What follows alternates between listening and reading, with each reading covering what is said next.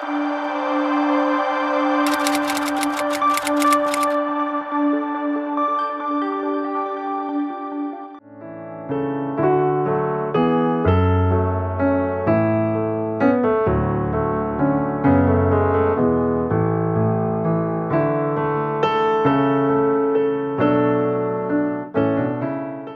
4 हफ्ते से हम इस बात को सीख के आए कि बपतिस्मा क्या है, हमें बपतिस्मा क्यों लेना चाहिए, क्या सबके लिए बपतिस्मा लेना अनिवार्य है, कौन बपतिस्मा ले सकता है, किसको बपतिस्मा दे सकते हैं, मन फिराने का सच्चा मतलब क्या है और बपतिस्मा का आत्मिक मतलब क्या है।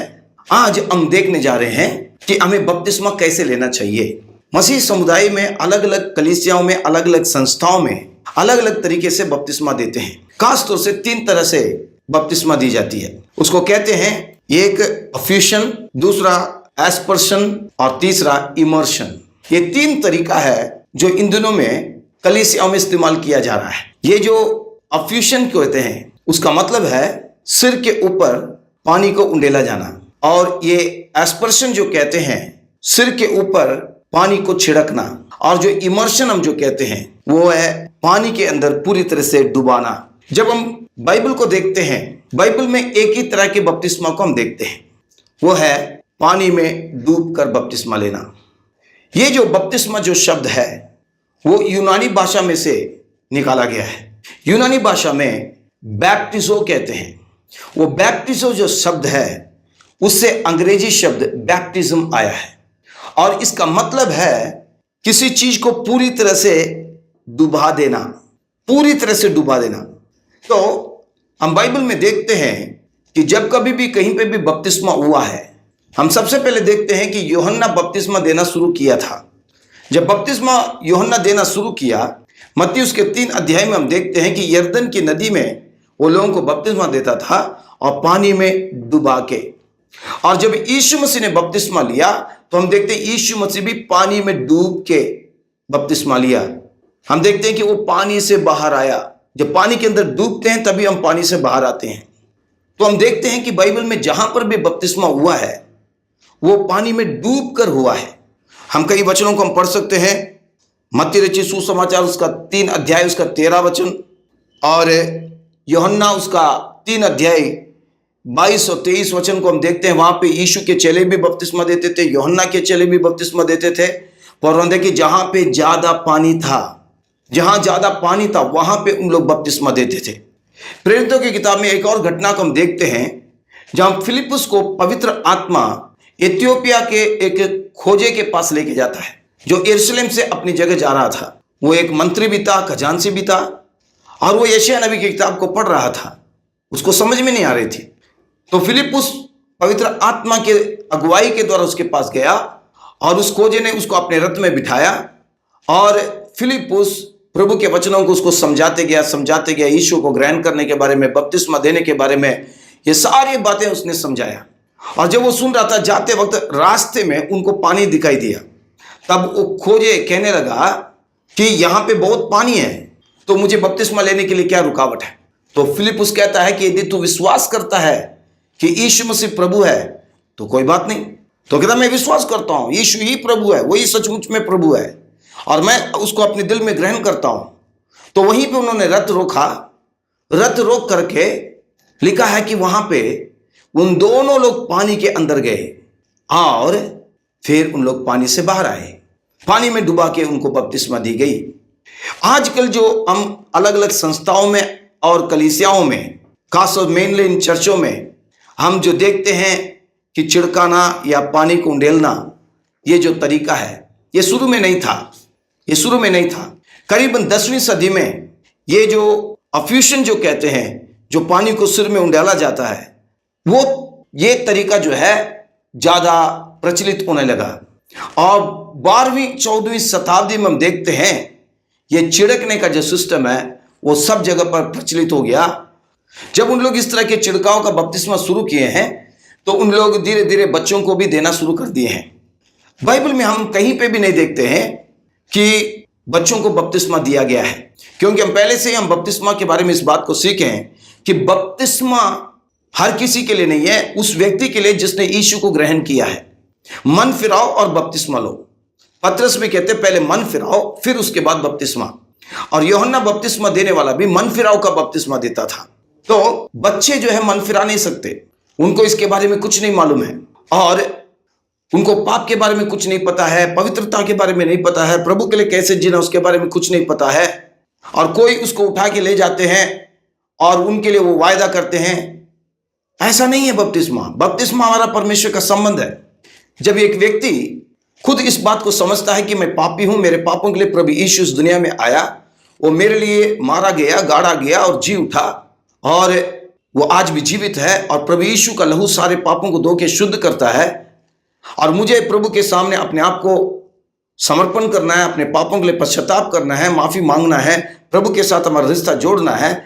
जब वो इस ज्ञान में आता है और इस चीज को करता है, तभी वो बपतिस्मा ले सकता है। और बच्चा ऐसा कर नहीं सकता। हम किसी के लिए गारंटी नहीं ले सकते। माँ बाप अपने बच्चे के लिए गारंटी नहीं ले सकते कि बड़ा हो जाएगा तो प्रभु को मानेगा। नहीं, वो बच्चे को मालूम ही नहीं है कौन उसको लेके गए, माँ बाप लेके गए और कोई लेके गए, कौन उसको दिए, किस तरह दिए, कुछ नहीं मालूम है। और कई बार ये तर्क किया जाता है कि बाइबल में हम देखते हैं कि जैसे कि कुरनेलियुस का परिवार, पूरा परिवार बपतिस्मा लिए, लीदिया का पूरा परिवार बपतिस्मा लिए, और जो दरोगा था वो भी पूरा परिवार बपतिस्मा लिए। तो तर्क करते हैं जो पूरा परिवार बपतिस्मा लिए हैं तो वहां पे तो बच्चे जरूर होंगे, तो बच्चे भी बपतिस्मा लिए होंगे, उसमें बच्चे भी शामिल होंगे। जरूरी नहीं है कि पूरा परिवार बपतिस्मा लिया माने बच्चे भी बपतिस्मा लिए। सोच लीजिए आप एक शादी के घर में गए हैं, आप अपने पूरे परिवार के साथ गए हैं, आपके साथ आपके बच्चे भी हैं, आप हैं, आपकी पत्नी है, आपके बच्चे हैं। एक बच्चा 5 साल का है, दूसरा बच्चा 6 महीने का है। अब वहां पे आपने शादी के घर में अच्छे से खाना खाया। जब आप घर वापस आ रहे थे, जिन्होंने आपको शादी में बुलाया वो पूछ रहे हैं क्या आपने खाना खाया? आपने बोला हाँ खाए। क्या आप पूरा परिवार आपने खाना खाया? सभी लोग खाना खाए, अच्छे से खाए। आप क्या जवाब देंगे? हाँ जी हम सब लोग खाए, सभी लोग खाए। क्या वो आपसे पूछेगा क्या ये 6 महीने का बच्चा भी खाया? नहीं पूछेगा।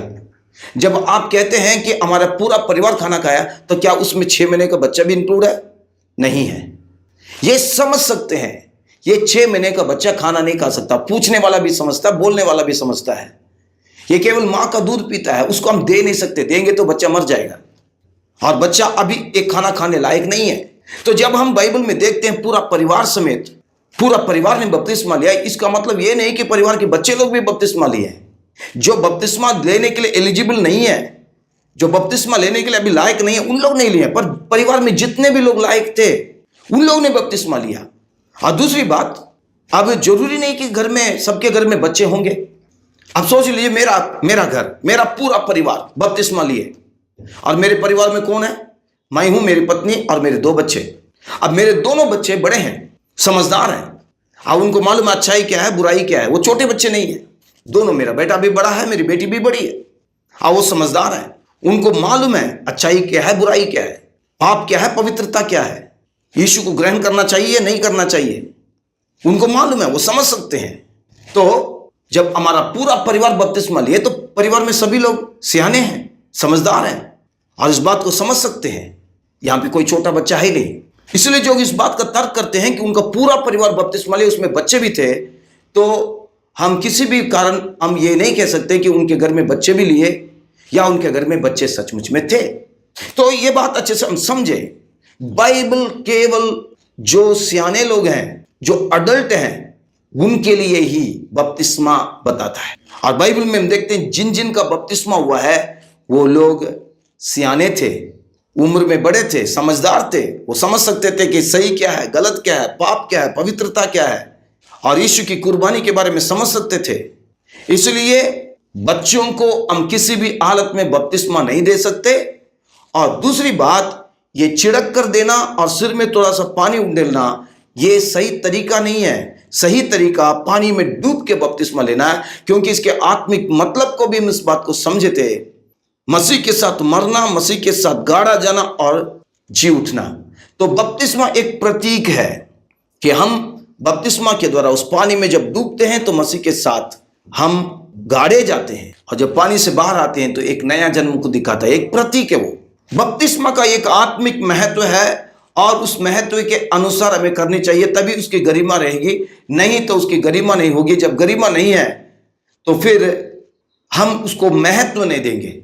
इसलिए आज हम देखते हैं कि बपतिस्मा एक साधारण सा बात बन गया है कई लोगों के लिए, खास तौर से जो मसीह परिवार से आते हैं और बचपन में बपतिस्मा ले लिए हैं, और वो बिल्कुल सही नहीं है और परमेश्वर के वचन के अनुसार उसको मान्यता नहीं दी जा सकती। बाइबल केवल डूब के बपतिस्मा देने के बारे में और जिन्होंने प्रभु यीशु को अपने जीवन में मुक्तिदाता और प्रभु के रूप में ग्रहण किए, अपने पापों से पश्चाताप किए हैं, उन्हीं के लिए बपतिस्मा बताई गई है और दूसरे लोगों के लिए नहीं है। तो ये बात स्पष्ट है कि बपतिस्मा डूब के ही लेना है, पानी में डूब के लेना है। यीशु मसीह पानी में डूब के लिया और हमें भी पानी में डूब के ही बपतिस्मा लेना जरूरी है। इसमें कोई शक नहीं, इसमें कोई बदलावट नहीं होनी चाहिए।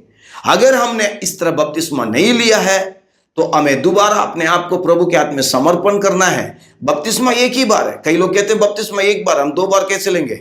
हमारा बचपन में ही बपतिस्मा हो गया, ठीक है, बपतिस्मा बचपन में हो गया, पर आपको मालूम था कब आपका बपतिस्मा हुआ? आप उस वक्त कैसे थे? कौन आपको उठा के ले गया? कौन आपको बपतिस्मा दिया? आपको उसके बारे में कुछ मालूम है? कोई चीज याद है? आपने वहां पे क्या वायदा किया था? जब आपको मालूम ही नहीं है, पहले भी हम सीखे थे बपतिस्मा बेहोशी की हालत में नहीं, अनजाने में नहीं, ये प्रभु के साथ हम वाचा बांध रहे हैं। हमें पूरी तरह से उसके बारे में मालूम होना चाहिए, ज्ञान होना चाहिए। जब बिना ज्ञान के हम ले लिए तो उसका कोई फायदा नहीं है। हमें वचन को अच्छे से पढ़ना है, जानना है, बपतिस्मा क्या चीज है उसको अच्छे से समझना है। कई लोग ये भी तर्क करते हैं कि जब यीशु सलीब में था, उसके दोनों तरफ डाकू थे, उसमें से एक डाकू ने यीशु को ग्रहण किया और कहा कि आज जब आप स्वर्ग में जाएंगे तो मुझे याद करना। तो प्रभु यीशु ने कहा कि तू आज मेरे साथ परदेश में होगा। उसका तो बपतिस्मा नहीं हुआ, सही बात है, पर उसने यीशु को ग्रहण किया और उसके पास दोबारा मौका नहीं है, उसके पास दोबारा मौका नहीं है। अब वो बपतिस्मा लेने के लिए सलीब से नीचे उतर नहीं सकता और वहां पे यीशु भी सलीब से नीचे उतर नहीं सकता। अब वो आखिरी क्षणों में जी रहा है, वो अपनी गलती का सजा भुगत रहा है और अब सलीब से तभी वो नीचे आएगा जब उसकी जान चली जाएगी। कई लोग हैं जो मृत्यु की छाया में यीशु को ग्रहण करते हैं, यीशु को ग्रहण करते एकदम उनकी जान चली जाती है, बपतिस्मा लेने के लिए उनको मौका नहीं है।